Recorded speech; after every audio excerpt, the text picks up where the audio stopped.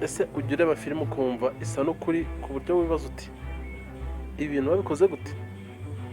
Ese wari uzi ko hari filime imwe ishobora gutwara arenga miliyari 200 miliyoni, apana miliyoni, miliyari 200 z'amafaranga y'u Rwanda? Uyu munsi tugiye kwereka aho ayo mafaranga ajya, niba gatuma filime zigezweho ziba nziza kurusha uko tubitekereza cyangwa se uko tubibona. Reka dutangire. Mu kugira ngo zino filime zibe nziza cyangwa se zikorwa zigaragara neza cyane kandi zikoreshwa amafaranga menshi, hari ibintu bakoresha by'ingenzi. Ikintu cya mbere bakoresha ni CGI cyangwa se ikoranabuhanga rihindura isi. Bino koranabuhanga, ibintu byinshi ubona muri filime si ukuri. Hari igihe ubona imijyi minini, intambara zidasanzwe, ibiremwa bitabaho. Ibi byose tugenda tubona muri filime menshi atandukanye ari kugenda asohoka cyane cyane, cyangwa se tubona wagira ngo ni ibintu bidasanzwe tutabona ku isi bisanzwe mu buzima busanzwe, bikorwa na CGI cyangwa se computer generated image. Urugero rw'aya mafilime dufite nka Avatar. Muri filime ya Avatar hafi 90% byayo byakorewe kuri mudasobwa. Abahanga mu gukina zino filime bamara amezi cyangwa imyaka bakora isegonda rimwe cyangwa se agace gato ka filime. Niyo mpamvu CGI cyangwa se ibintu by'ikoranabuhanga bitwara amafaranga menshi cyane. Bakora akantu gatoya ariko ibintu byinshi bigasigara ari ibyo montage cyangwa se bikorwa n'amashini, ariko yikozwe neza ituma wumva ari ibintu bya nyabyo. Ikindi cya kare bajya bakoresha kugira ngo filime zigaragare neza cyane, hari ikintu bita stunts zituma filime irushaho gushimisha ukabona ibintu byiza cyane. Iyo ubona abacteurs asimbuka cyane cyangwa se ukabona imodoka ziri gaturika ukabona ibintu mbese n'ibintu bidasanzwe cyane, niba buri gihe ari we acteur ubikoze. Hari abantu b'umwuga bitwa stunt doubles bakora ibyo bintu biteye ubwoba.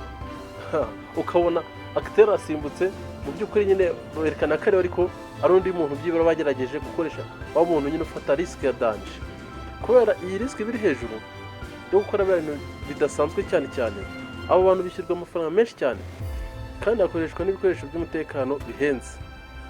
Hari filime aho stunt zimwe ishobora gutwara $1,000,000. Ikindi cya gatatu gituma zino filime zenda cyane, ntutekereze ko buri gihe aho bafatira filime ari ahantu hasanzwe. Hari igihe bubaka imijyi yose, ingoro z'abami n'imisozi n'amashyamba ariko bya fake. Ibi byitwa filime sets cyangwa se gukora ibintu by'ibinyoma. Kubaka set nini bishobora gutwara amafaranga angana nayo kubaka hoteli nziza cyane. Impamvu babikora ni ukugira ngo control yuzuye ku buryo ushaka kwerekana mbese bigaragara neza cyane. Ikindi cya kane, abakinnyi bahembwa amafaranga menshi bakina muri aya mafilime cyangwa se bakina nk'abacteurs cyangwa bitewe na role bakinamo. Abasitari ba Hollywood bahembwa bikomeye cyane. Urugero, abakinnyi bashobora guhembwa arenga miliyoni 200 z'amadolari kuri filime imwe gusa. Kuki bahemba gutyo?